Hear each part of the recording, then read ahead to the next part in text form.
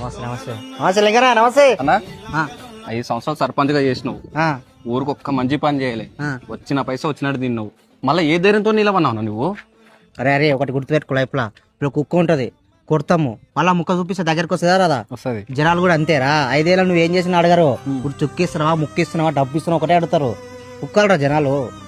ఈసారి కూడా జనాలకు మందు వంచుతా చుక్క ముక్క అన్ని పెడతా కుక్కలాకి వచ్చి నా కోటేలా ఈసారి కూడా మనమే సర్పంచ్. ఇది చూడనా ఓ అసలు రూపము సంగతి చూద్దాం బాగా ఆగరానా వాంది కాదు తప్పు మనది.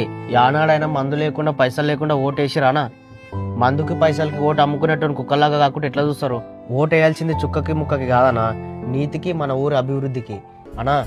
ఇప్పటికైనా చుక్కకి ముక్కకి ఆశపడే కుక్కల్లా కాకుండా మన ఊరి మంచి కోసం ఓటేసే మనుషులమై ఆ పాత సర్పంచ్ గారి నమ్మకాన్ని ఒమ్ము చేద్దాం. ఓటు మన హక్కు, దాన్ని అమ్ముకొని దాని విలువ తగ్గించకండి, ఊరి మంచి కోసమే వినియోగించండి.